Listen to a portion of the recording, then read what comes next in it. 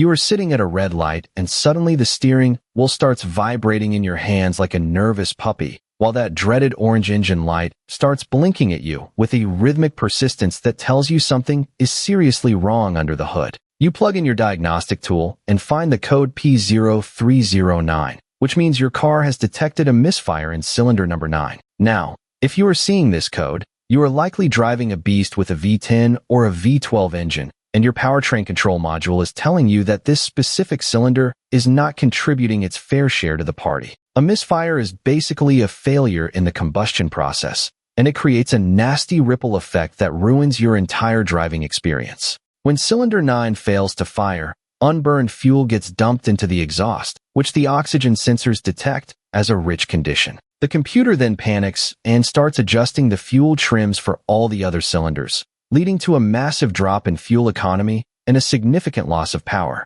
If you smell something like rotten eggs coming from the tailpipe, that is a huge red flag that your catalytic converter is being cooked by all that raw gasoline. To fix this, you should start with the basics of the ignition system. Check the spark plug and the coil pack for cylinder 9. If those components have been in the car for more than 50,000 miles, it is probably time for a fresh set of plugs and wires anyway. You can try swapping the coil pack from cylinder 9 to cylinder 1 to see if the misfire follows the part. If the code changes to a P0301, you have found your culprit. If the ignition side looks healthy, you need to look at the fuel injector for cylinder number 9. A clogged or faulty injector can starve the cylinder of fuel, causing it to stumble and hesitate. In some rare and more expensive cases, a burned exhaust valve or poor cylinder compression could be the root cause, but most of the time, it is just a simple electrical or maintenance issue. Clear the code and take the car for a solid test drive to see if that stumble returns, but do not ignore it for long, because a constant misfire will eventually turn your expensive catalytic converter